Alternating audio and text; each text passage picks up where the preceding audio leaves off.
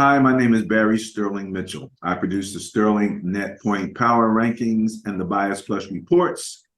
And this is Ben and Barry on football. What's going on out there, everybody? This is your co-host. My name is Ben Dickerson. I was 10-5 last week on my picks, so I was very happy about that. It was a big improvement over the week before. This was a really bad week for injuries, Barry. A lot of teams are in bad shape with key players going to be missing. Some on IR for 4 weeks, some possibly longer with surgeries. It's kind of crazy. Yeah, all that I'm sure will come up when we get, especially when we get to the matchups and the Bias Plus reports. You're absolutely right. And, it reminds me of my beloved Niners. And I think I had said to you that I didn't like the way they were using Debo. I thought they had enough running backs that they could run those plays without Debo and still run the types of stuff that he does. And give McCaffrey a little bit of a break here or there. He's banging down the road, but every once in a while you got Mitchell, you got Tyrion, you got your guy you like, Mason. I just think that in a long season we could spread the load out a little bit more and maybe avoid some of that. But like you said, it's happening across the league. A lot of people, we'll talk about that. We have a new, naturally, Bias Plus Buster of the Week. Did you happen to get a chance, however, to check out the intriguing game of the week? I read it. What was it? I've been reading a lot, man. The Cowboys at the Chargers. Right. And the question that I posed was, who's the pretender and who's the contender? And I thought maybe we'd find out a little bit in this game. I knew that the Chargers were going to be up against it because their defense was ranked so low.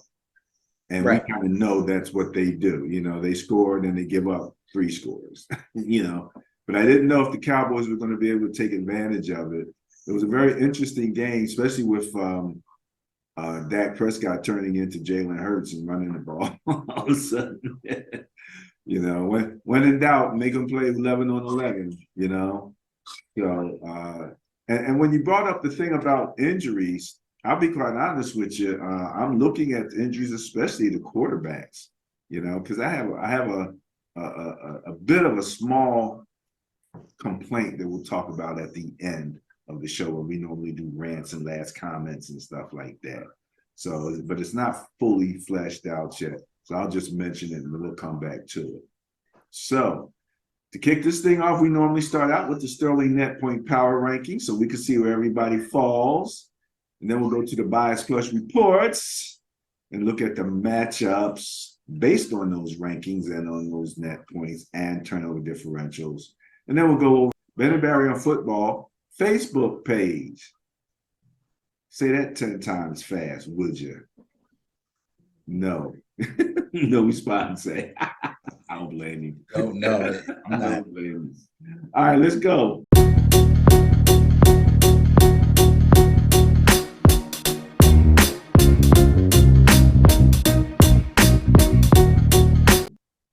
Yes, Benny. The old Sterling Net Point Power Rankings. Based on actual net points, which is the difference between points for and points against. That's the points that they score, and these are averages and the points that they've given up. And the team with the highest net points, the highest win margin, ranks first. So there's no opinion and no conjecture. This is straight numbers. So even with the loss, San Francisco comes in at number 1, Benny. Buffalo's still strong at number 2. San Fran is plus 16.2. We remind everybody that net points can go positive and negative. Buffalo comes in at plus 14, and Miami fills out the top 3 at 11.2 points differential between them and all of the people that they victimized here. They're beating them by an average of 11.2 points per game. That's better than Kansas City, which is 4th, beating everybody at plus 9.8 And then Detroit rounding out the top 5 with an average win margin of 9.2 points. Now, Detroit is the interesting thing, a team here, Benny, because as I watch the talking heads on TV and they want to do their own rankings, they start, they go up, and then at number 1, they look around quizzically and go, Detroit, and put Detroit in there. So I'm like, okay, that's your choice. That's your choice. Rounding out the top 10, we have number 6, Dallas, +9. Remember when Dallas was like in first place? So that skew that they have is being averaged out big time. Baltimore's coming in 7th place at +7. Philly's coming in at 8th place at +5.2. Houston coming in at 9th place at +3.7. And Cleveland coming in at 10th place at +3.6. So that's your top 10 in net points. You got anything to say about those guys? I would say the top half of that, all those offenses are pretty prolific, except for Kansas City, which is kind of chugging along with Mahomes doing miracles. It's basically Mahomes and Kelsey getting it done, but they are getting it done. After that, 6 through 10, each of those teams has an issue. Most of the issues are on defense. Except for Cleveland, which is the opposite, their issues are on offense. And Houston, who I can't even still believe that they're in the top 10. But there they are. Don't you know? CJ, baby. And he finally threw his interception on the same day. First interception. Yeah. All right, 11 through 16 rounds out the top half. And it goes from 3.5 plus 3.5 net points down to 0.4. And that would be 11 the Rams, 12 Jacksonville at +3.3, 13 Seattle 3.2, 14 New Orleans 2.2, the Chargers at 15 at 0.6, and 16 rounds out the top half at +0.4. And who is number 16? I'm sorry, what was that? I said, and who is number 16? Tampa Bay Buccaneers. Okay, I just needed somebody to hear you say it. It's obvious we have the entire 32 up here, Benny. I'm not going to spend a lot of time on the bottom half. Green Bay breaks even at 0 for number 17. We have a tie, Minnesota and the Jets at -1. Indianapolis at -2. Tennessee -2.2. Atlanta -3.5. Atlanta has to be the funniest team right now. Just the coach's face. Poor guy. Oh my God. Cincinnati at -4.5, Vegas -5.2, Pittsburgh -6.2, Washington -7.2, Arizona, that's down to 27th place at -7.5, Chicago -8, Denver -11.8. Carolina -12.3, New Orleans -13.3, and your beloved New York Giants rounding out 32nd place at -16. That's rough. Yeah, that's good. All right. Anything to say about that? Nope. Nope. I ain't thinking. For some reason, I didn't think he was going to have a bunch to say. All right, Benny, let's look at the scoring for the NFL. Again, this is through week 6. On average, your top 3 include number 1, Miami at 37.2 points per game. Number 2 is San Fran at 30.7 points per game. And number 3, Buffalo at 28.8 points per game. Now, here's Detroit coming in at 4th at 28 points per game. Philly rounding out the top 5 at 25.8 points per game. You got anything to say about that? That's those prolific offenses I was talking about. Most of those top 5 were top 5 in net points also. Dallas is coming in 6th at 25.7 points per game. The Chargers are right behind them at 25.4. Seattle at 24.8. Kansas City at 24.5. And Jacksonville rounds out the top 10 at 23.7 points per game. So your top 10 is, what's that, for 14-point swing from number 1 down to number 10, from 37 down to 23. Miami down to Jacksonville, Florida to Florida there, Benny, that's your top 10.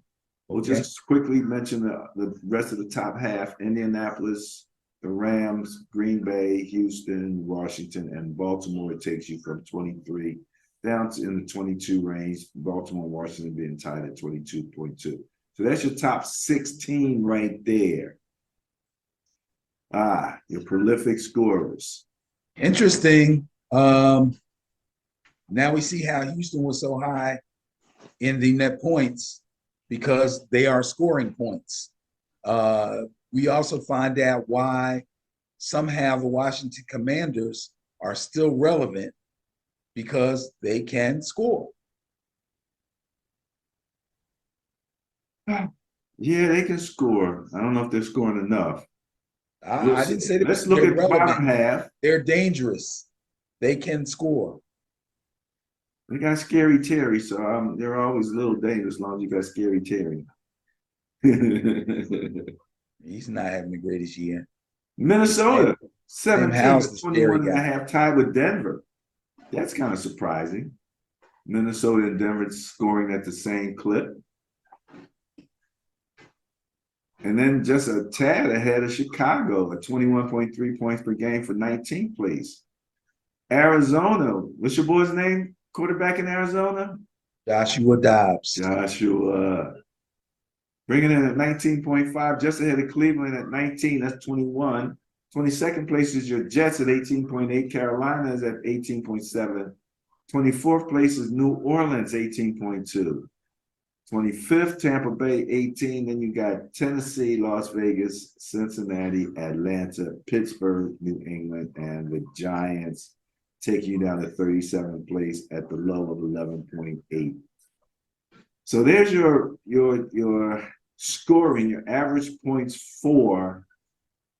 I was thinking about you with the arrow of who's going up and who's going down. At this particular point, I'm not quite sure if you could throw the Cincinnati win. We'll have to talk about that. But they should be going up, if anybody is, I'm thinking.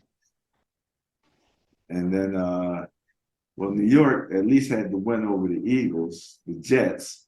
I'm sure that helped them out a little bit. Cleveland only won by a couple, but they won. So there's your point scoring. Anything else on this? Nope. Points against. That's your defense right here, Benny, with San Fran coming in first, only allowing 14.5 points per game. Look where Kansas City is at, Benny. They might not have the prolific scoring going on, but for second place, only giving them 14.7, only 0.1 ahead of Buffalo, giving them 14.8. That top three is tight. 14.5, 0.7, and 0.8 is all that separates your top three defenses as far as scoring is concerned. That's tight. That's tight. Now here comes Baltimore and Cleveland, 15.2 and 15.4 points per game for fourth and fifth place. And they're pretty much just saying Cleveland, and we're giving it to them for points, but they were all giving Cleveland as the number one defense based on a lot of other stats, yards and things of that nature when they went in and played the Niners. So I know you'll talk about that a little bit. Anything else on the top five before I move on? Yeah, I was going to say that might look like, obviously, if you're in the top five, you obviously have a good defense. You're not giving up a lot of points. Cleveland is considered overall a much better defense because they give up the least amount of yardage, rushing and passing, or I guess total yards, over everybody, I believe, at this point. So that, on top of the fact that they're not giving up a whole lot of points, basically only 1 point something difference between the first place team in our rankings, tells you how good their defense is. Yeah, I saw something. I think I posted on Ben and Barry on football. They were saying that in the battle between Myles Garrett and our defensive tackle, Offensive tackle, Trent Williams. Offensive tackle, Trent Williams, excuse me. Garrett won 30-some% of the time, which is like a high. It was the best anybody's ever done against Trent Williams, ever. So I don't know how much Trent's injury played into that, but it Well, sounded impressive. injury, age, when you're talking about the best ever for a guy who's been in the league for 8, 10 years, I mean, come on, get a guy a break. All right. Rounding out the top 10, we have New Orleans at 6, allowing 16 points per game. Dallas at 7, allowing 16.7 points per game. Tampa at 8, allowing 17.6. Detroit at 9, allowing 18.8. Tied with Houston, allowing 18.8 points per game. Rounding out the top 10 in average points against. And that's why nobody knows what to do with Detroit. We see the difference between last year points allowed for Detroit versus this year. And we're still seeing it with Seattle, I believe it is. Kind of, sort of. We'll take another look at them, but that's your top 10 right there with Houston. Rounding out the top half, we have Tennessee, the Rams, the Jets, Atlanta, Jacksonville, and Philly at 16th, allowing 20.7 points per game. So Philly's defense is allowing more than Niners, Chiefs, Bills, Ravens, Cleveland, Saints, Cowboys, Bucks, Lions, Texans. You ain't got to name them all. If you want to piss off, Rams, Eagles Jets, fans, Atlanta, Jackson. if you want to piss off Eagles fans, all you got to do is say their defense is giving up more than New Orleans, Dallas, Tampa Bay, the Rams, the Jets, and Atlanta and Jacksonville. That's all you got to say. That's all I got to say. They're already losing their minds. Now, let me just real fast remind everybody that a couple weeks ago I said I was going to track Detroit in this category, average points against. Back in week 5, we had them ranked number 13. After they played the Panthers, a game that they won 42-24, they dropped to number 15 in this category.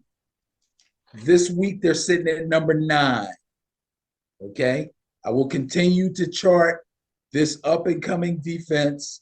I really love the way these guys are playing. They're biting kneecaps, man. They're biting kneecaps. Okay, well, let's look at the bottom half here. The bottom half, let's see. 17, 18, and 19, pretty close. That's Cincinnati, Seattle, and the Raiders giving up 21.2, 0.6, and 0.8 points per game. So that takes you through 19. 20 through 22 is Pittsburgh, Minnesota, and Green Bay giving up 22, 22.5, and 22.6 points per game. The Chargers are in 23rd place, giving up 24.8 points per game. The Colts, Indianapolis, 24th place, allowing 25.3 points per game, tied with the New England Patriots. Now that's a little bit of the surprise. So we've been traditionally seeing New England as at least a top half defense. Yeah. Miami coming in at 26, allowing 26 points per game. And they had the top net points. So that just tells you what kind of points they're scoring. Hint, I'm going to throw a little hint out there. I'm not going to say what, just going to use the word hint for right now. Arizona, 27th place, giving up 27 points per game. Your Giants giving up 27.8 for 28th place. Right ahead of Washington, giving up 29.3, tied with Chicago at 30th. Carolina giving up 31 points per game, and Denver 33.3 points per game. Again, we brought Wilson there because they thought they had the championship defense in place, and all they needed to do was add the quarterback. Sounds familiar, don't it? Sounds like the Jets' plan. However, the quarterback situation in both cases is well, I mean, can't, it's not like Russell is not scoring. He's putting up about 24 points a game, right? Russell was actually playing pretty well until this past weekend. Where we at here? Where's Denver? Denver is 21.5 points per game. 18th. 18. Okay. So they gotta, if they're giving up 33 and only scoring 18, that's a problem, man. That is a problem. You ready to move over to our favorite person, Todd? Sure. Average turnover differential or Todd? Turnovers equal points. Your top three would be the Niners, the Bucks, and Jacksonville, going from 1.3, and then a two-way tie at 1.2 between Tampa Bay and Jacksonville. Got a four-way tie from 4th through 7th at +1 turnover. And again, this average turnover differential can go positive or negative. So you got the Chargers, Dallas, Pittsburgh, and Houston all at +1. Then you got a three-way tie from 8th through 10th. Cincinnati, the Jets, and Seattle at +0.8. Buffalo is +0.7. Then you have a two-way tie between the Saints and the Detroit Lions at +0.3. So that's your top 13 right there. You got Indianapolis, Arizona, and Kansas City breaking even at 0, rounding out the top half of the league in terms of average turnover differential. From there, we go negative with a four-way tie from 17th through 20th place. That's the Rams, Baltimore, Philly, and the Packers at -0.2. Two-way tie between Washington and Tennessee for 21st and 22nd place at 0.3. That's a -0.3. Two-way tie between the Giants and the Panthers for 23rd and 24th place at -0.5. Miami -0.7. Denver -0.8. Two-way tie between Atlanta and Chicago at -1 for 27th and 28th place. A two-way tie between Minnesota and the Raiders for 29th and 30th place at -1.2. New England's coming in 31st at -1.3. And Cleveland, a little surprised at that, rounding out the 32nd, spot at -1.6 points per game. So a little surprised at that, but that's how that rounds out for the Sterling Net Point Power Rankings for your net points, points for, points against, and average turnover differential. What you got on that, Benny? Well, turnovers are important. When you look at those top teams, you just have to remind yourself or think about some of the personnel that are involved. The quarterback maybe doesn't throw a lot of interceptions. The running backs don't fumble. When the quarterbacks get sacked, they don't fumble. I mean, that's where your turnovers come from. Also, that means their defenses will probably get takeaways from the other teams. So that's how you can kind of judge how teams are going as far as turnovers are concerned. All right, Benny, let's go to the Bias Plus reports, the matchups. Let's see who's who this week coming. What's this, week 7? This is week 7. Uh-huh. Now it looks a little bit more like the season is moving by us. Nobody's talking. We got plenty of season left. Nobody's handing it. Oh, believe me, there's plenty of season left, but starting to get a read on some teams. Some teams are still a little bit of a mystery as to which way they're going to go.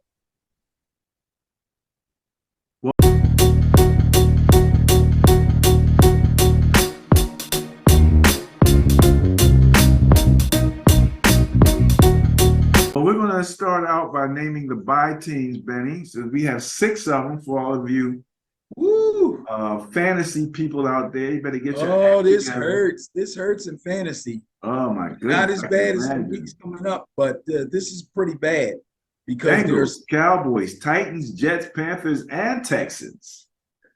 So you got a lot of major players on the Bengals and the Cowboys. You got Derrick Henry on the Titans.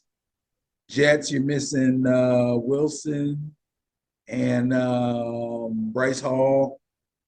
Not too many big-time Panthers or big-time Texans, although Nico Collins is a very highly picked wide receiver for the Texans. And Thielen is actually doing pretty well with the Panthers. So all those guys are going to be missing from fantasy teams this week. They're going to have to be replaced. Could be a small problem for some fantasy. I didn't hear you say CJ Stroud. Is he not a fantasy guy? I have him on one team. And you know I got a lot of teams. Yeah, so if he's only on one. Only have him on one. Okay. All right. CJ Stroud. That's not to belittle him. It's just that Cousins and Goff and Stafford are putting up better numbers. Lamar's putting up better numbers, Hurts. There's a lot of guys ahead of him. Okay. All right. Saints are going to be home. So the Saints faced the Texans on the road last week. And I can basically sum up their 20-13 loss for you pretty quick here. Derek Carr threw the ball 51 times for 353 yards. But the absurdly unbalanced offense only scored one time. 51 passes, 353 yards through the air, one touchdown. That's crazy. They threw the ball 51 times. They only ran the ball 25 times. That really throws your offensive balance out of whack. It's hard to win like that. Their defense never really let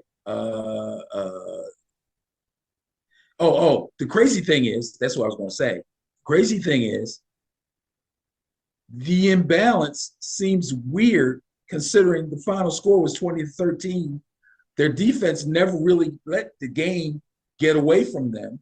There was no reason for them to abandon the run the way that they did. It's kind of crazy. They turned it over twice. They failed to punch it in on multiple red zone visits. So they lost the game to the Texans that they had chances to win and just didn't get it done.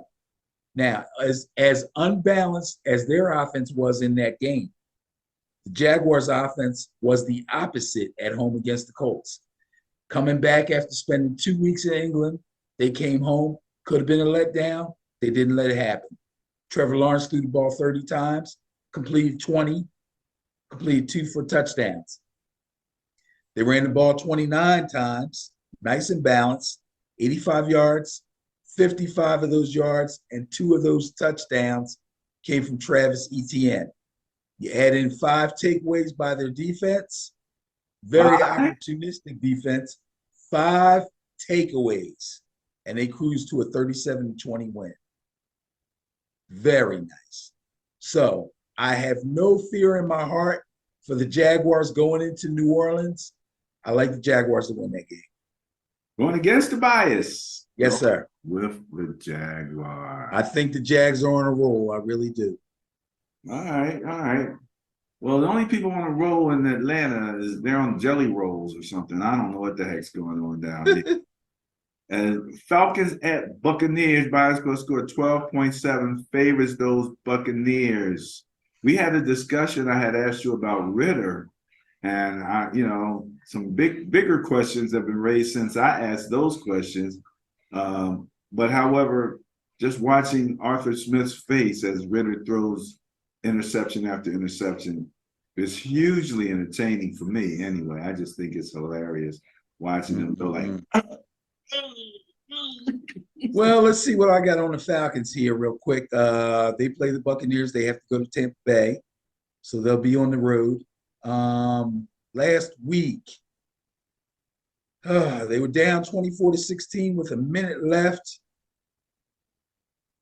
and driving and needing a touchdown and a 2-point conversion to tie the game and take it to overtime.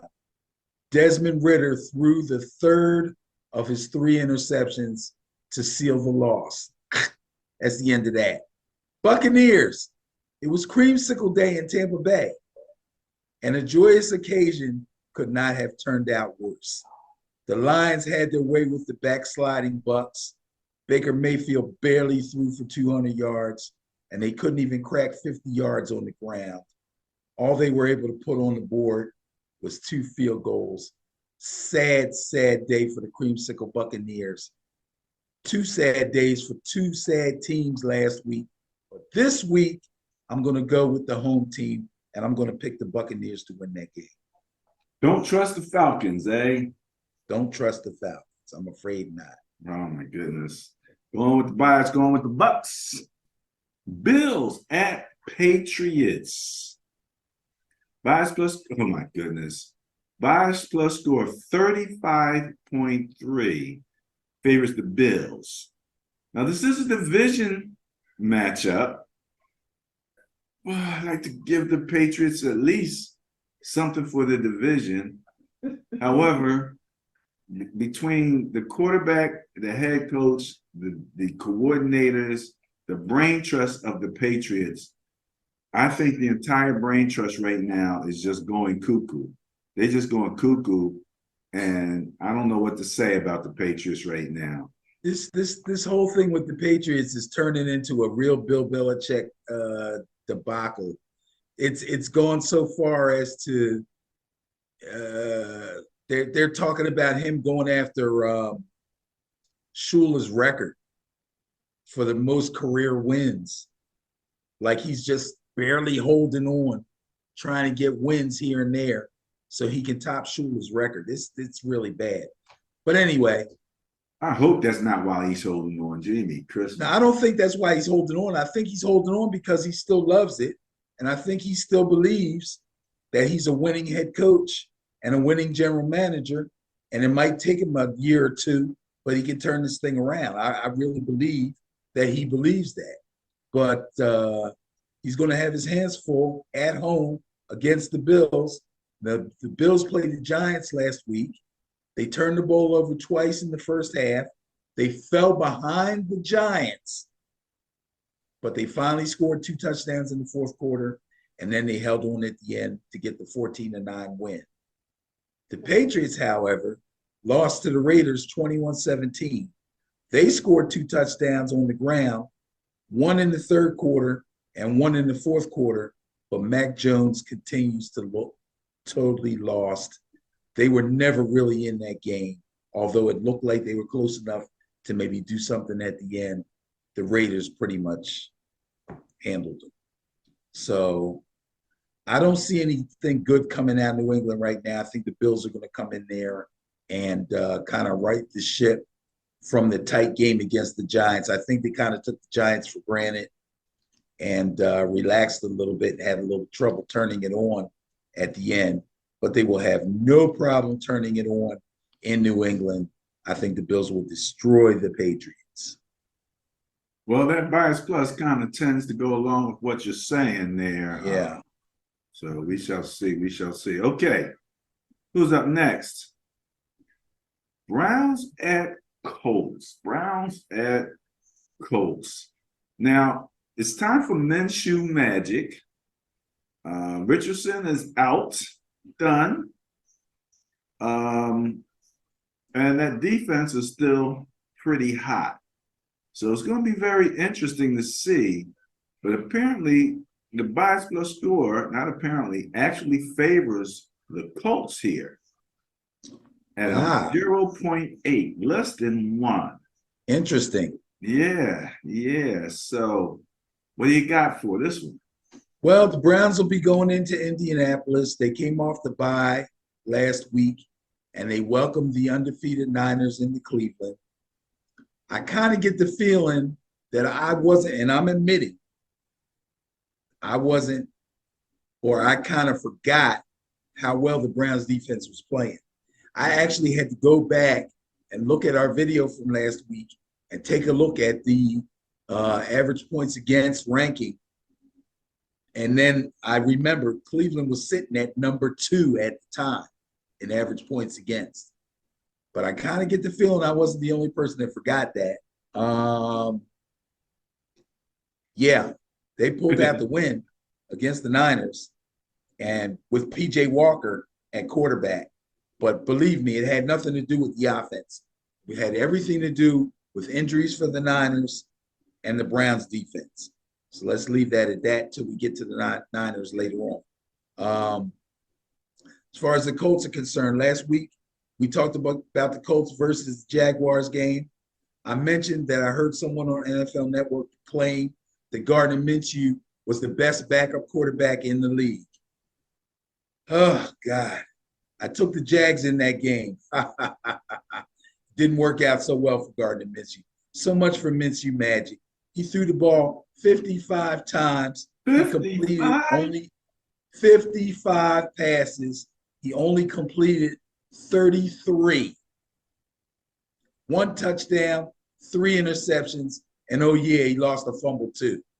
Forget about it. Yeah, I think you don't want that. And now he's got Miles Garrett coming at him. If Deshaun ain't ready, based on defense alone, I think PJ Walker gets his second win. I would doubt it. Jimmy Christmas. You know? I'm going to go against the bias and go with the Browns. Is there much difference between Minshew and Baker Mayfield? Oh, that's a good one. Now, yes, there is. And the reason I say that is because Baker's been a starter everywhere he's been, no matter how badly he played, no matter how badly the team he was on played.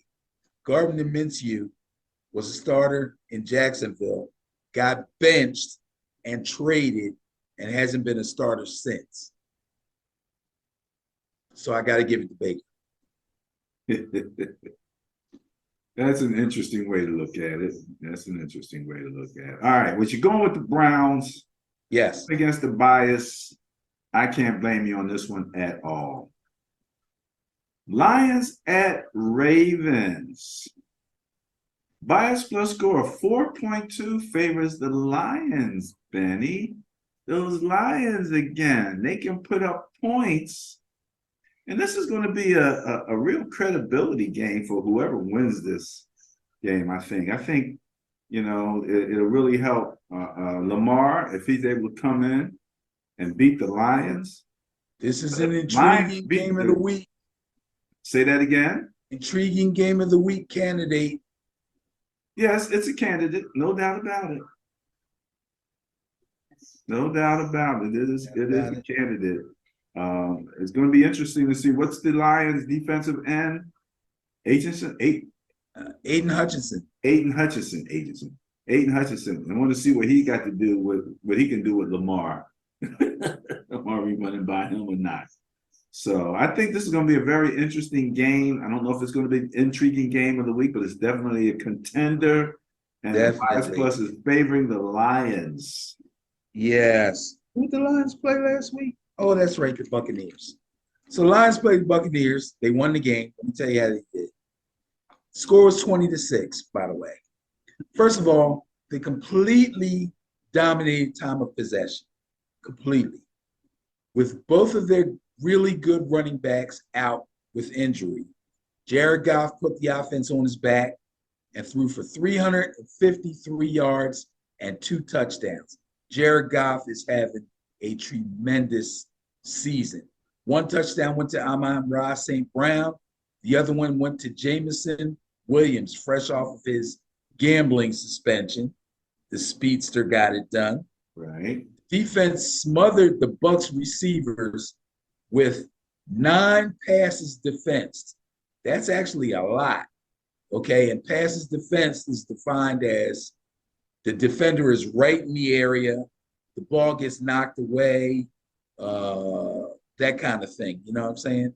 They actually defense the pass, cause it to go incomplete. So again, great job by the Lions on offense and on defense. Now, as far as the Ravens are concerned, they beat the Titans. This game was over in England, by the way, so it was early. Well, it was early here anyway. So they beat the Titans over in England, 24-16. The offense was balanced, and it was clicking, and they moved the ball well through the air and on the ground. It looks like Lamar and this new offensive coordinator are starting to gel. They completely dominated time of possession also. Problem is, they ventured into the red zone time after time, but they only scored one touchdown. That was a 10-yard pass from Jackson to Zay Flowers. So you look at, what was the score of that game? 24-16. I think the kicker, Tucker, I think he kicked like 5 field goals or something. Yeah, he had like a special speech thanking the team for the opportunity to be of help or something like that. Yeah, I didn't write it down, but geez, he had a big game.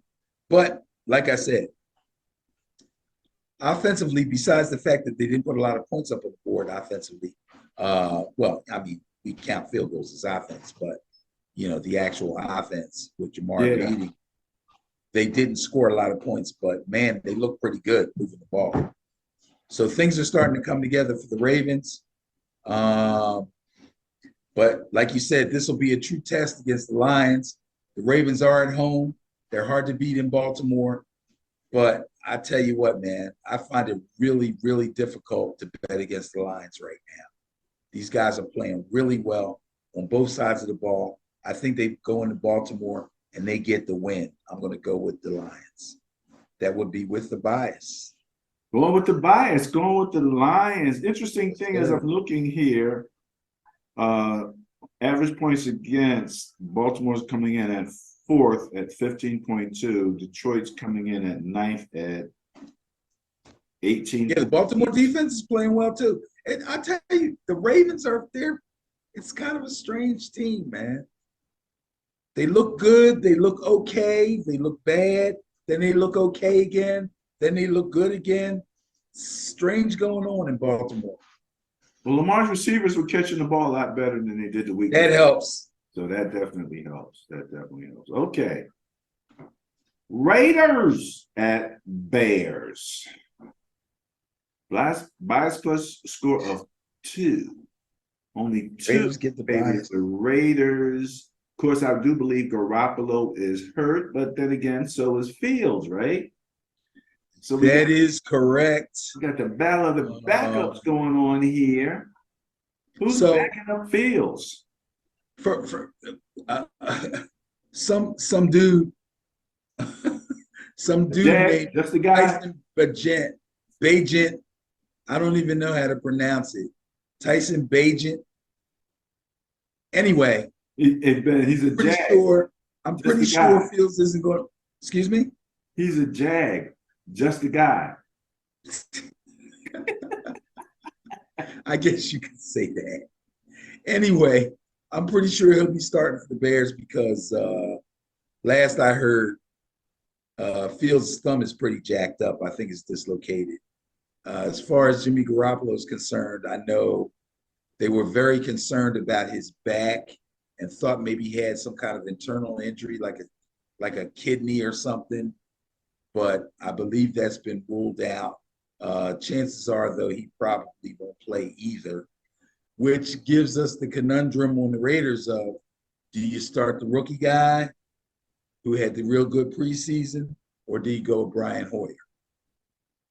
Hoyer got the job done last week. Anyway, after showing signs of finding an offensive identity back in week 4, the Bears came tumbling back down to earth against division foe Minnesota. They lost 19-13. Justin Fields was 6 of 10. He had a measly 58 yards, no scores. He threw 1 interception. He left the game early in the 3rd quarter with a hand injury that turned out to be a thumb. And like I said, some dude named Tyson Bagent came into the game. He couldn't find the end zone either. He threw an interception also, and he lost a fumble. So the Bears are a complete mess at this point. Apparently, the Bears just cut Nathan Peterman. Oh, really? Yeah, that's no loss. So Tyson Bagent is the man. Well, I'm not surprised that he was able to beat out Nathan Peterman. Nathan Peterman has been stealing money for years. Okay, the Raiders. You know how you like to call Miami Niners East? Yep. Okay. So the Raiders are Patriots West. Okay.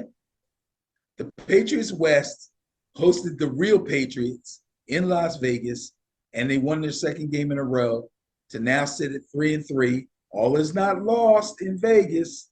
They got the victory 21-17. Unfortunately, the Raiders starting quarterback, former Patriot Jimmy Garoppolo, sustained a back injury. He completed 14 to 22 passes for 162 yards and a touchdown and an interception in the first half of the game before he had to be taken to the hospital with a back injury.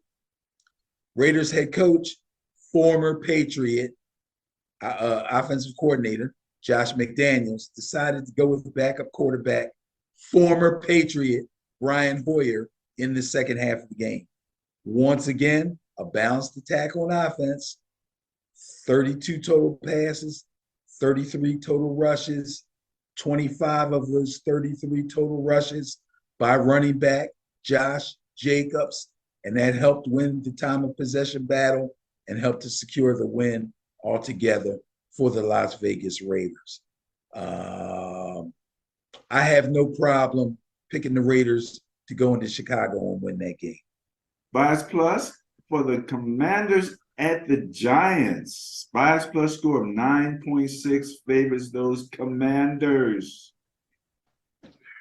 Man, this is a game we could possibly win. Division. I know, but the Commanders, you know what? They don't stink. I know people are going to go, Commanders, They don't stink. I don't know what to say. It's crazy. Anyway, they actually snapped a 3-game losing streak when they beat the Falcons 24-16 in Atlanta. Now, I found this very interesting. Atlanta actually dominated the time of possession, but the Commanders' defense played extremely well and kept them out of the end zone from the second quarter on. They sacked Desmond Ridder 5 times. They hit him 10 times. They intercepted him 3 times. That's no joke of a defense right there. You might want to say it's lackluster performance by Ridder and the Atlanta offense, but I tend to think that the Washington defense is nothing to be played with. I'm just saying. All that good play by their defense gave Washington several short fields to play with. They had them guys punting. They stopped them on 4th down. They got the 3 picks, and Sam Howell was able to connect for 3 short touchdown passes, which helped them win that game. Now, as far as the Giants are concerned, Tyrod Taylor only threw for 200 yards. Saquon did run for 93, though, which was good. And the G-men actually had a chance to pull out a win here at the end of the game. But that last play, man, was a no call. That should have been a call. That was pass interference. I'm sorry. They should have had another chance at that from the 1. That sucked. I thought they were going to beat. I don't even know what to say, man. I'm pissed off. I'm picking the Giants to win this game. Going against the bias, going with his boys, the G-Men. They got to win a game, man. They gave Buffalo all they could handle. Famous last words. They gave Buffalo all they could handle. What do you mean famous last words? Got to win the game. This team is not dead. Okay. All right. As bad a shape as they're in. And that offensive line, trust me, that offensive line couldn't block you, me, and Desiree. Okay? But somehow, some way, they hung in that game. And I'll tell you this. I hope I never see Brian Daboll going off on the sideline like I saw him go off in that game. I know he wanted to win. I know he was frustrated with some things that he saw, okay? But you can't show up your players like that. It's not cool at all. You don't want players showing up other players on their team. And you definitely don't want players trying to show up their coaches. That's not cool. So hopefully he talked to the players and he talked to Tyrod and he got that situation straightened out. And I think they're going to move forward, and I think they'll beat the Commanders this weekend. All righty. That'll be interesting to see. All right. Cardinals at Seahawks. Division game, NFC West. Bias plus score 13.9. Favors the Seahawks. Betty? I don't know. But okay. Seahawks getting it done except for defensively. Let me see. Cardinals. Why did I not jot down who they played last week? I know it. It just escapes me. The Rams. That's right. They got beat up pretty bad by the Rams. Bottom line is Josh Dobbs in this game looked like a career backup, unable to drive his team to any touchdowns. Turned the ball over twice. Interception and a fumble. They really look bad. The defense looked bad too because the Rams really went at them. But I'll give you more about that game when we talk about the Rams. Cardinals did not deserve to even be in that game. As far as the Seahawks are concerned, they're going to be the home team this week. This is a division game, like you said. Geno Smith threw for 326 yards last week, but he was only 27 of 41 with no touchdowns and 2 INTs. Not good. Not good. And that's why they lost to Cincinnati in a close game, 17-13, a game that they probably should have won if they had played better offensively. Geno was constantly harassed by the Bengals pass rush. He got sacked 8 times. 8 sacks. Got hit 13 times. Probably came out of the game with a bloody lip and a bloody nose when you get hit 13 times. That's ridiculous.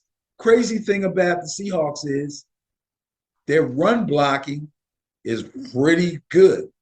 Matter of fact, their run blocking is really good, but their pass blocking sucks. Okay? Cincinnati's front seven ain't that good. I don't know what happened in this game. This is crazy.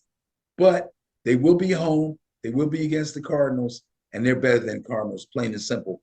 And the bottom line is the Cardinals' run defense sucks, and the Seahawks' run offense is tremendous. So take the Seahawks in this one. Should be an easy win for them. All right, going with the Seahawks, going with the bias. Steelers at Rams. Bias plus score 4.9 favors the Rams. Now, is the starting quarterback for the Steelers, is he hurt? Is Mitchell Trubisky up? What's going on there with my man? How'd that get by me? Pickett got hurt? Well, I remember them talking about Mitchell Trubisky. So I wasn't sure if Pickett got hurt or what. Let's take a quick look here. Yeah, let's check this. I'm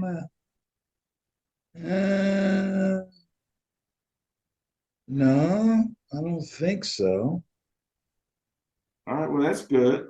Yeah, I don't see anything about him being injured. Okay, so that's a good thing. I know he hasn't been playing his best. I know Trubisky is biting at the chomping at the bit to get a chance to play if in fact Pickett does go down or if he doesn't play well. But they're coming off the bye anyway, so Pickett's probably healthy and ready to go. I know Deontay Johnson, who was their number 1 wide receiver, has been down for the last few weeks. There's a good possibility that he'll be ready to go. But since they're coming off the bye, let's talk about the Rams. So I promise you I'd tell you something about the Rams when they played the Cardinals. I didn't want to talk about it when we were talking about the Cardinals. Sean McVay and the LA Rams are now 3-3. They won their first home game of the season. They did it over Arizona, which is a division rival. So that was a good win. 3-3 kind of puts them in a good place in the division. And better than 2-4. Now, here's the deal. They beat the Cardinals and they did it the old-fashioned way, the way an old school guy like you or me would be very proud of. They ran the ball down the Cardinals' throats. Oh Matt Stafford did have himself a nice day. 15 completions, only 15 on 24 pass attempts, only 24 for 226 yards. Not bad for only 15 completions. And he threw one touchdown. They were down 9-6 at halftime. They went into the locker room. Sean McVay said, guess what, y'all? This is what we're going to do. They came out in the second half. They put the game in the hands of running back Kyren Williams and the offensive line. Williams had 20 carries for 158 yards and one touchdown. The team recorded 179 total yards on the ground. And in fact, they opened up the third quarter with 8 consecutive run plays. Wow. Talk about taking over a game. In case anybody was wondering about Cooper Kupp, because everybody loves Cooper Kupp in fantasy, Kupp did catch 7 passes for a whopping 148 yards. He did score the one touchdown that Stafford threw. So Cooper Kupp is back at 100%, and he's really going. So if you got him in fantasy, you got yourself a nice little gem there. And like I said, they're playing the Steelers. They are at home. The Steelers are coming off the bye. But I tell you what, I think the Rams are starting to pick it up. They're starting to get their identity back. I'm going to take the Rams to win that game. Think the Rams can run that ball against the Steelers like they ran it against the Cardinals? Yes, I do. Yes, he. Well, maybe not the same way, but I believe they will lean on the run game. I was only disappointed because I didn't get to say Holy Puka Nakua during that game because I didn't see him do a whole bunch. So there you go. You're going with the bias, going with the Rams, going with that run game against the Steelers. Okay, here you go, Benny. Packers at Broncos, bias plus score of 14.2 favors Jordan Love and the Packers. And oh, by the way, Kenny Pickett 2 weeks ago had a bit of a knee injury, but then he said he was okay. It was a bone bruise. So that's yeah. They had the bye week, so that gave him some time. Yeah. Okay, that's why I wasn't up on what his condition was because they were off last week. So Packers at Broncos. What we got here? 14.2. That's pretty nice. What you got?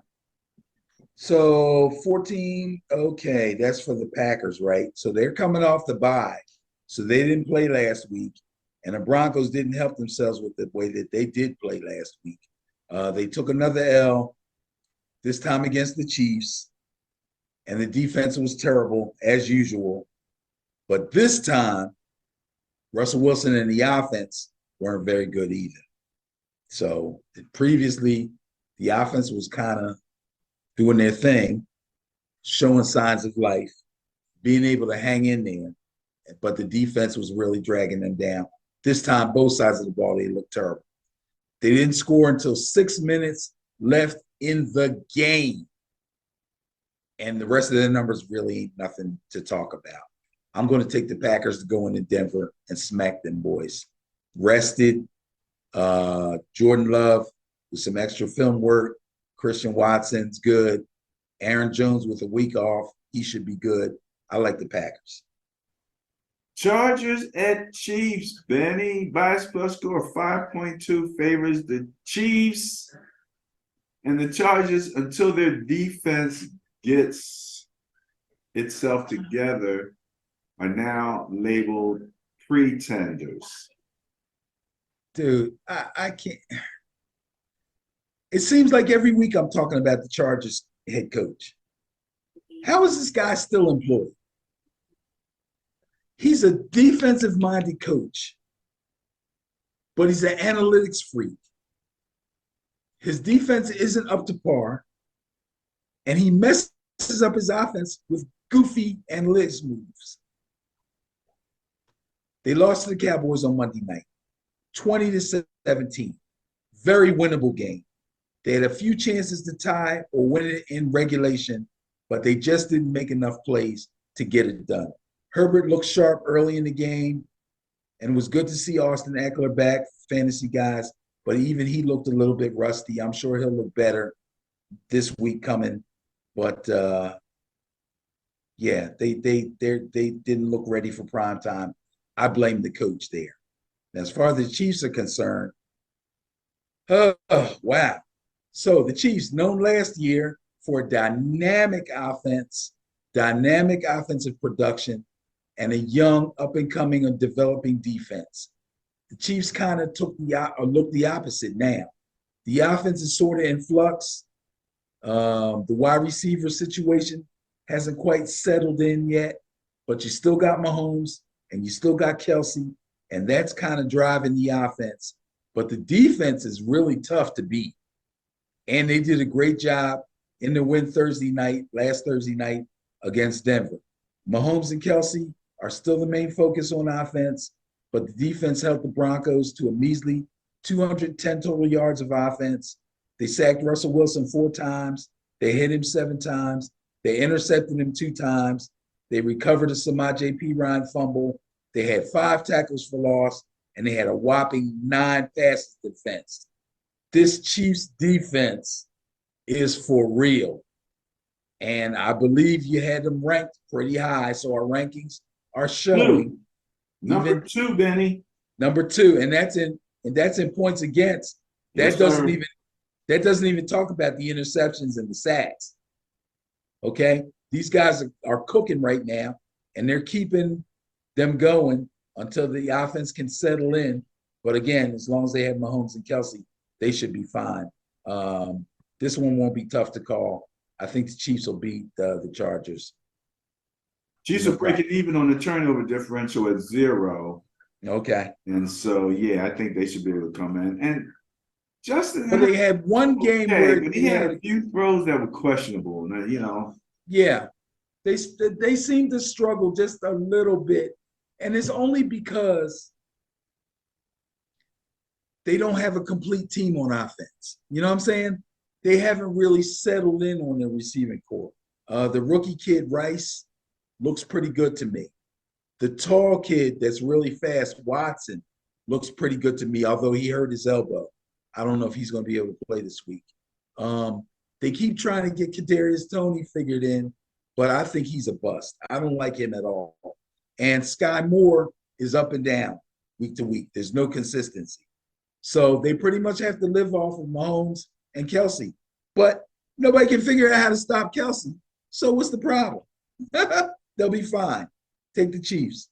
The other thing about the Chargers that I made note of is I think they need a power back.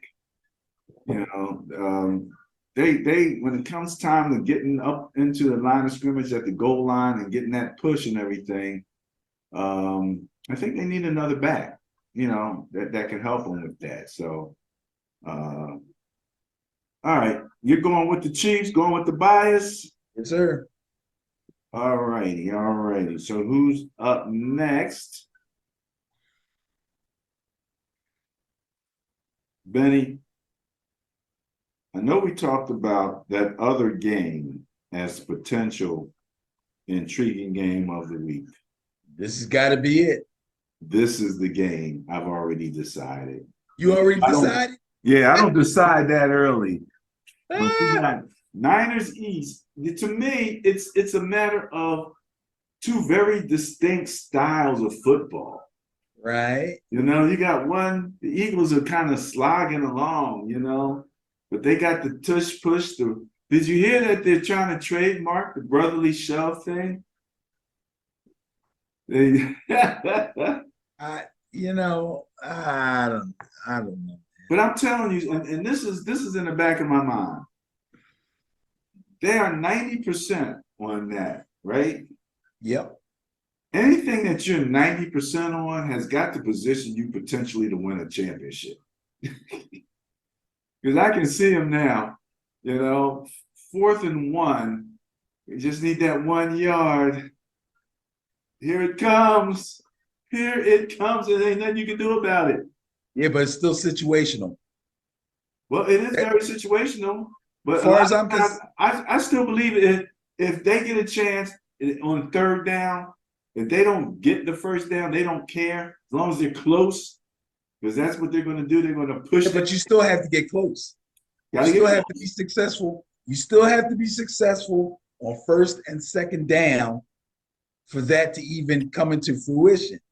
To Well, you me, gotta be at third and fourth and short. Now, whether you did it on first, second, or third down, that's where you gotta be in order to use that. But there's a lot of those situations, and it's not just at the goal line. Sometimes it's just to get the first down, you know. But again, the Dolphins high flying, lots of speed. Defense is a little questionable. Eagles coming in. Offense is not exactly flying high. So you're telling me that the brotherly shove is 90%? Yeah. The point I'm trying to make is every team has opportunities to get a short yardage first down or first yardage or short yardage touchdown. Every team has the opportunity to do it. They have perfected the quarterback sneak, which is all it is, by pushing the guy in. But it's still the front line that gets it done and the quarterback who has the leg drive to help get it in. Other teams call themselves trying to copy it. You know who else was really, really, really super successful at quarterback sneaks? Tom Brady. Without anybody pushing him in? Tom Brady. Tom Brady. Now, if you put Tom Brady with his shirt off and shorts next to Jalen Hurts with his shirt off and shorts, you'd laugh Brady out of the room. Everybody's making a big deal out of this brotherly shove stuff. I wish they would stop. It's bull, okay? This is bull. Y'all making a way bigger deal out of this than it is. You talking about if they can do this 90% of the time, they want to check. Come on, man, stop. All right, situational football. If it's something that you know you can. I just gave you situational football. If you have a field goal kicker that's 90%. Okay, we're not talking about field goals. How big a deal that is? The Eagles get no, what they that want. is a big deal. That is a big deal. What the Eagles are doing is not a big deal. They're making it a big deal because other teams are trying to do it and aren't as successful. It's not that big a deal. Well, I think it is kind of a big deal. So we disagree there. Are you falling for the hype? No, I'm not falling for the hype. I'm just saying I'm telling you what I see with my eyes. This is and hype. I do believe that again, if you can do something successfully at a 90% clip, you can be very competitive, even if you're not scoring a lot. Do me a favor. Check what the clip was last year. Check what the what was last year? What was the clip? How often did they get short yardage? Oh, I don't know. First downs and touchdowns last year. I just know guess what? 90%. They didn't win. That is true. That is true. That is true. All right. However, right now, the Dolphins are favored by a bias plus score of 4, which is pretty small considering the prolific Dolphins offense. What do you got on this? Well, it's small because the Dolphins defense isn't that prolific. Right. However, they do play good ball. They play complementary ball to their offense. Their offense does score a lot of points, and their offense does pretty well in time of possession. So there you have that balance, okay? But besides the brotherly shove, they can shove all they want. If Jalen Hurts throws 3 interceptions in a game, they're going to lose, okay? He threw 3 interceptions. They lost to the Jets. That ended their unbeaten streak. The score was 20-14. They had plenty of opportunities to win. In fact, if I remember correctly, the Jets let them score 1. No, wait. It was the other way around. I think the Eagles let the Jets score. That's what it was. They let the Jets score because they thought they had enough time to come back and win the game, and they couldn't do it. For some strange reason, they forgot about their running game. Okay, so you can talk about the brotherly shove all you want. Basic football. That's what it's about. They only 22 rushing attempts, Hurts threw the ball 45 times. Not going to work, bro. You can shove all you want. If you don't believe in your run game, in a game that didn't get away from you, the score was close. Forgot about their run game. Blame the OC, blame the head coach, blame the quarterback, blame who you want. They didn't play good football and they lost the game. And I don't care what their record is or was or what they do when they have to get 1 yard. If they don't play good football, they're no better than anybody else. 22 rushing attempts to 45 passing attempts when they didn't have to do it was not smart. A.J. Brown had a great game, 7 catches for 131, but the second most productive receiver, guess who that was? Who? DeAndre Swift. DeAndre Swift caught a pass to score a touchdown. He caught like 7 balls. He had like 80-something yards. Devontae, them other no-name receivers, everybody talking about the Eagles like they're some kind of juggernaut. They're not. Forget the jugger. They're not. Now, the Jets, sorry, that turned into a rant. The Jets defense stopped them twice with less than 2 minutes left in the game. So they had opportunities. And the Jets defense, when it mattered, when they had striking distance in regulation, shut them down. And guess who the Jets defense didn't have? The 2 starting corners, DJ Reed, Sauce Gardner. Neither one of them played. Uh-oh. Ooh. Yeah, okay. That's enough of the Eagles. The Dolphins fell into a 14-0 hole against the visiting Carolina Panthers. Oh me, oh my. They then ran off 35 straight points. At that point, Tua took a seat. Mike White came in to mop up. They won the game 42-21. No sweat, or as the players do, No no sweat. biggie. Take the Dolphins. So you're going with the bias, going with the Dolphins. Absolutely. Let me just say, Benny, friend of the show, one of our friends that we used to play ball with, I won't say his name, I know who you're talking about. Eagle fan, sees potentially 6 straight losses for the Eagles. Okay, I know. But he Have to made me check look his- at the schedule. Now, this is the schedule. we need to check his house for weapons. They play the Dolphins. They play the Right. Commanders. They play the Cowboys. They play the Chiefs. They play the Bills. They play the Niners. They play the Cowboys again. They play the Seahawks. Before He they sees all those as losses? That's what he said. Bruh. Okay. They'll beat the Commanders. And they got a good chance of beating the Cowboys. Them other games, I don't know. Chiefs, Bills, Niners. Yeah, I don't know Got about the those. Cowboys. It's a sandwich. You got the bread is the Cowboys November 5th and November 10th. But in between, you got the Chiefs, the Bills, and the Niners. That's a heck of a Yeah, I don't know. That's those are iffy. All right, you're going with the Dolphins. Yep. Benny, is this what you call Monday Night Football right here? Yep. This is the Monday night game. Monday night. My beloved 49ers go up against your beloved Vikings with Kirk Cousins. They are not my beloved Vikings. Why would you say that? I know, I'm messing with you. Look at the size of the bias. 27.2 favors the Niners. Yeah, maybe a couple of weeks ago, I would say that's crazy. But now, with Justin Jefferson out, Right. that's not so crazy. So, but, well, I tell you what, Vikings are going to be at home. They weren't great but they made enough plays to beat the Bears, which ain't nothing to really write home about.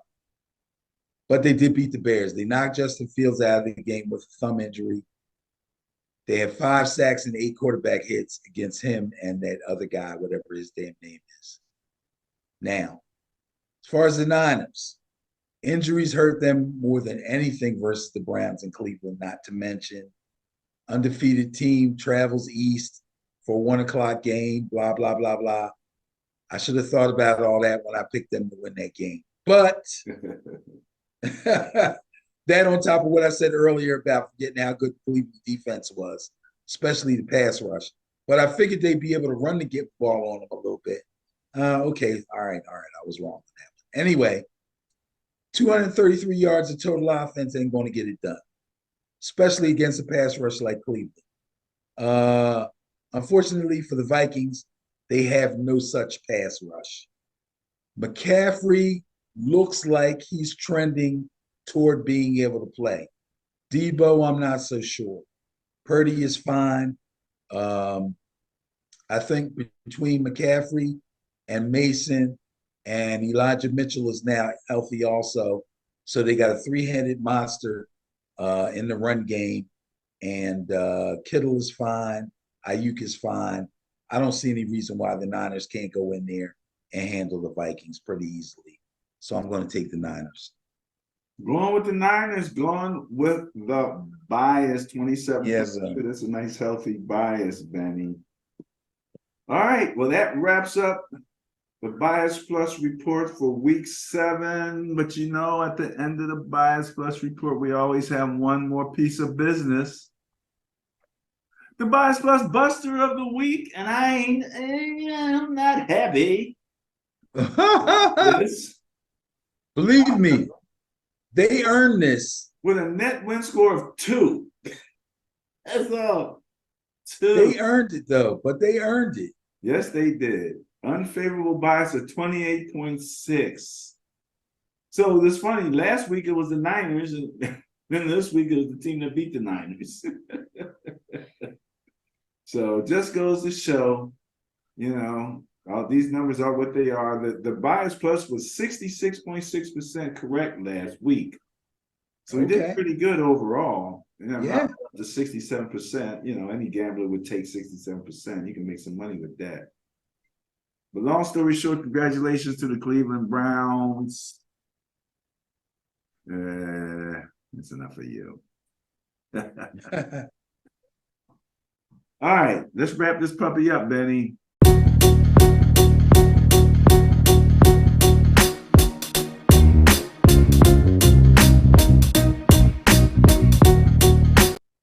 Okay, Benny, so just reminding everybody that you can go back and you can watch the videos, Ben and Barry Football, our last post last week.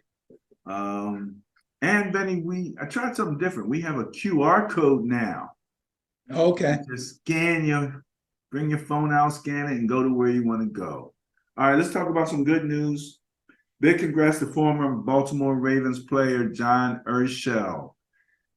He made a remarkable career pivot, retiring early from the NFL at the age of 26, and now he's a math professor at MIT.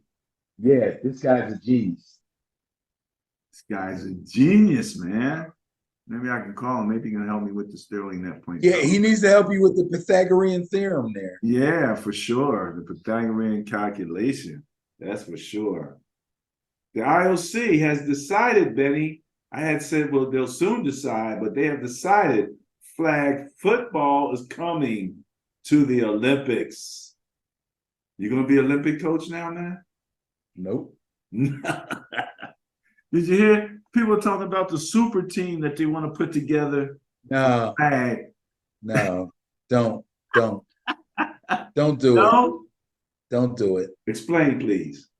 First of all, you can probably put a super team together without using one NFL player.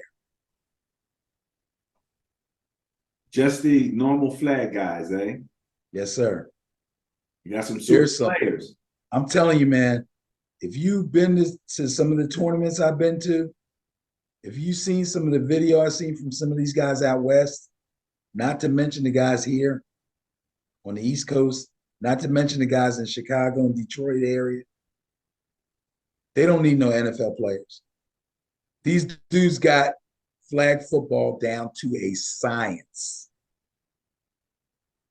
I keep thinking about when we watched the NFL players against the flag football guys that time. Right. They struggled, didn't they? They struggled a bit, and they kept little things that were a part of tackle football were a penalty, like catch the ball, stick your hand out, can't stiff arm nobody. And those things just happen kind of naturally because that's what you do. Right. But Tyreek Hill, they talk about Tyreek Hill putting him on that team. It's not necessary. Not necessary, eh? All right. Nope. That's pretty good. I like that. All right. How you like this? Are you ready for Sunday football? Are you Ben and Barry on football ready? If you haven't watched it, you haven't been. I had to put this in there, Benny. They just slipped Michael Irvin right back on the NFL channel. Yeah, real smooth, like. I mean, we talked about it. I kind of knew it was coming, but they did it so nonchalantly, and they didn't make a big deal of it, which I think was the right thing to do. But if you read between the lines or behind the scenes, the deal was he had to settle with the hotel. I mean, he made out, but he had to settle with the hotel instead of pushing forward with the case in order to get his job back. Is that what he had to do? Because he was on like FS1, he was on ESPN, so they had already welcomed him back. They already grabbed him. Yeah, sure, yeah. Yeah, so. Yeah, but to get back on the network, because you got to remember, it's the NFL network. So that's the league, that's Goodell, that's, Well, again, they disappeared his butt early on when he had the incident, but then they welcomed with the quickness. The quickness. He just looked up. And again, I just thought it was hilarious because those people that were talking to him all the weeks and months and years before that never even blinked an eye when he was gone. I'm sure they were told not to. Friend of the show, Mark Coles, had a response when I asked, is this a real area of need for the Eagles? God. Julio Jones. Somebody called him Julio Hamstring Jones. Yeah, I like that. Mark's like, no. I don't even understand. Like, do they think they're, first of all, they don't have a number 3 receiver. So I kind of get it. They want to maximize their potential on offense. That guy Zacharias or whatever his name is, and Quez Watkins, those dudes, they're no good to them. So if you want a number 3 receiver, you probably could have did better, but you went and you got Julio. Okay, fine. Let's see how many snaps this guy can handle before he pulls another hammy. Julio Hamstring. We all like Julio, though, man. I love Julio. We all He's washed. He's washed. He's done. These boys is clean, ain't they? Look at them. Oh, Travis Kelce and Patrick Mahomes joined the Alpine Formula One team minority ownership group. So now they're business partners. They had to do something with their money. They got plenty of it between the two of them. So congratulations, though. I like to see guys doing business, and setting themselves up for the long haul. So I'm not mad at them at all. Not at all. Talked about flag football coming to the LA 20. It's going to be in LA, Benny. Going to be in LA. Look who was the player of the week. 13 points. Going 4 for 5 with an extra point. Wait, how did he win it when Tucker? Wait, what did Tucker do last week? Hold on a second. You think Tucker did more than he did? I think Tucker, well, I know he had a hell of a game. Let me see. I think Tucker might have kicked 5 field goals. That's what I'm thinking. So he got what? What did he get now? He was 4 for 5 and 1 for 1 for extra points for 13 points. Okay. And a win over the winless, excuse me, over the undefeated 49ers, which is probably why he got it. So Tucker converted all 6 of his field goal attempts against the Titans and had an extra point blocked. He made 6 field goals, bro. 6. Good What is that? week. 3, 6, 9. That's 18 points in real life. And who were they playing? The Titans. Who? The Titans.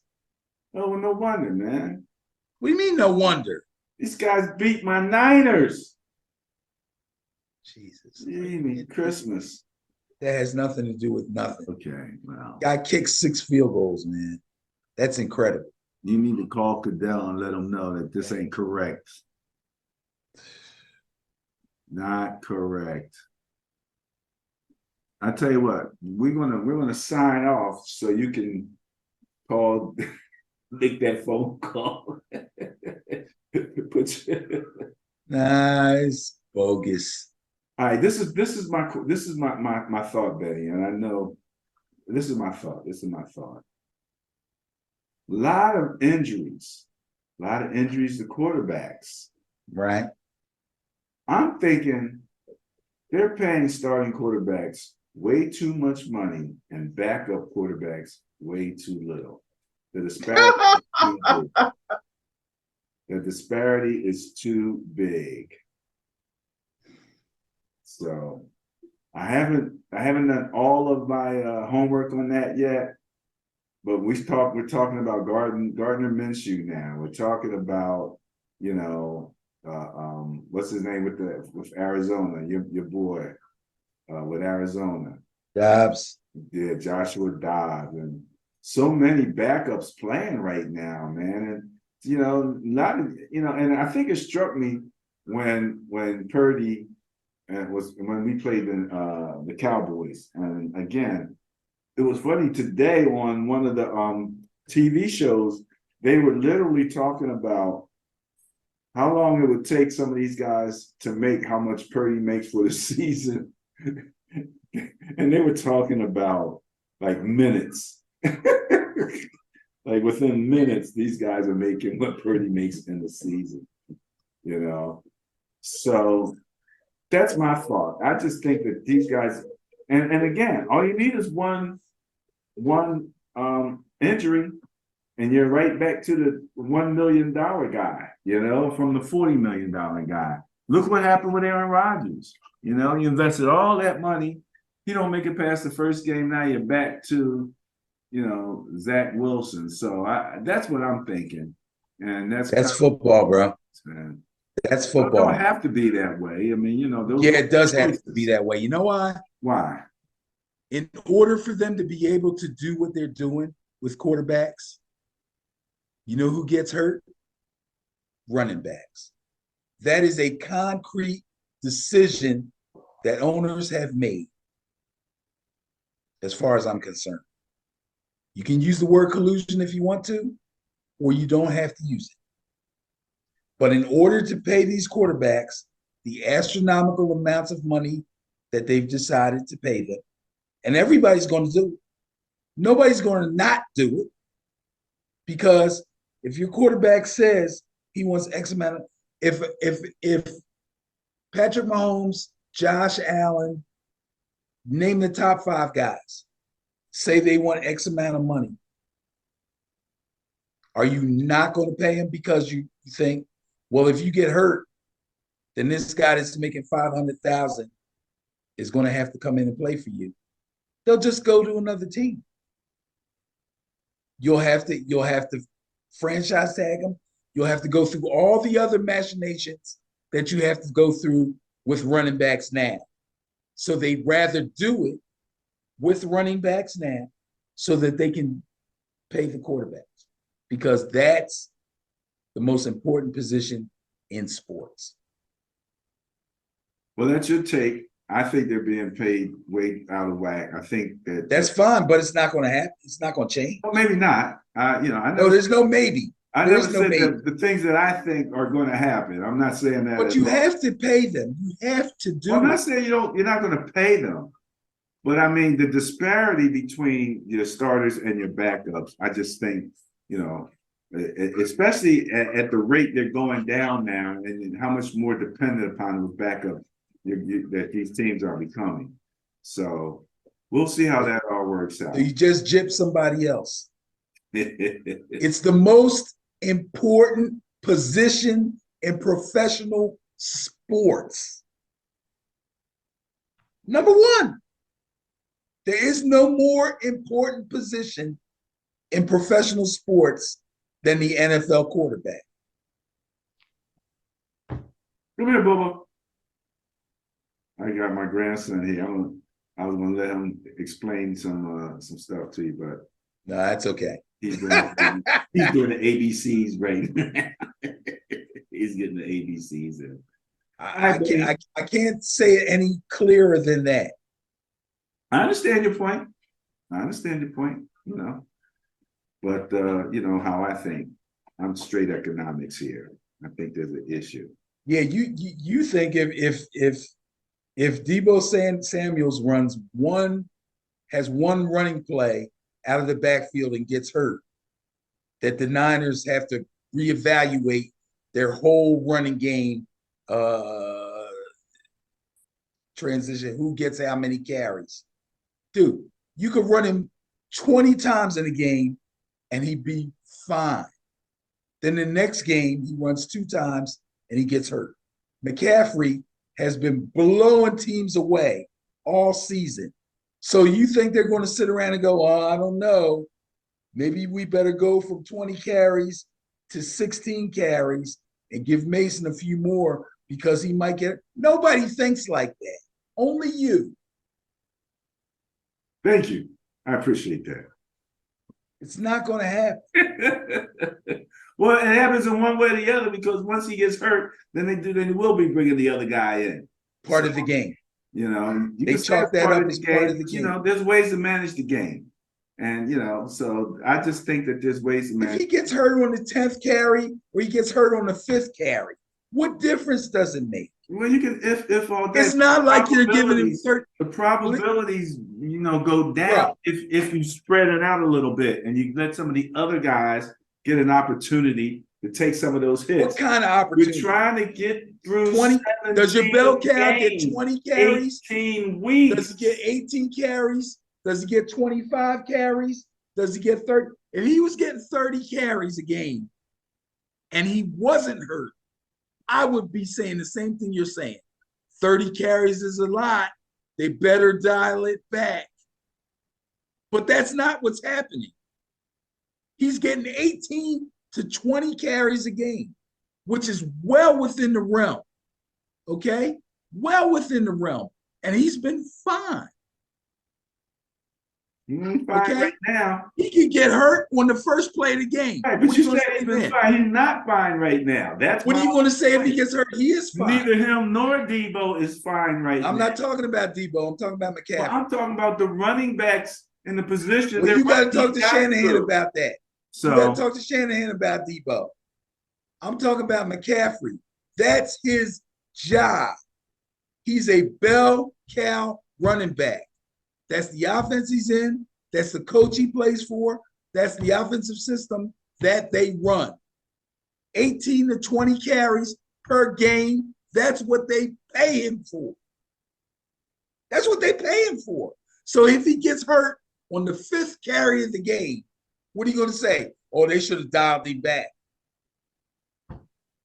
Well, again, that's you with your ifs and ands. I'm just saying, probability-wise. What? Okay, I'm going to go back and I'm going to look at more of your depth at running back. That's all I'm going to go back. Utilize your depth at running back.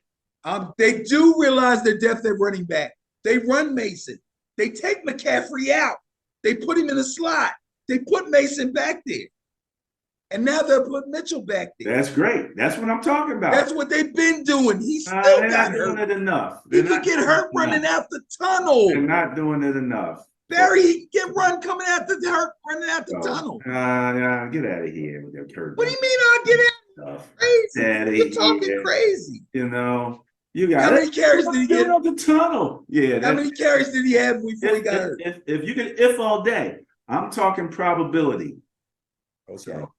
So there we go. Okay. What's the probability? How many carries should he get per game to lessen the probability? You know, I don't have a number for you. Why not? You know, because I got numbers. This is something that I'm thinking about. We making up numbers as you go. That's arbitrary, Barry. You making up stuff as you go along. This is the thing. You think it's funny and you're laughing, but he actually can get hurt running out the tunnel. And I know that sounds like an exaggeration, but that's what I'm talking about. If the guy runs the ball in a game 5 times and on the 6th carry, he gets hurt, what does dialing back his carries have to do with anything? What's that have to do with anything? If he carried the ball you can 30 times in a game, I'm finished. And on the 31st time he gets hurt, then I'm with you. All right. Well, then we know if that's too much. In your situation, then you're with me. In the meantime, that's what I think. That's my take on it. You got any further thing to say? No, I'm good. You're good? All right. That's Ben and Barry on football. I appreciate it. Peace. Peace out.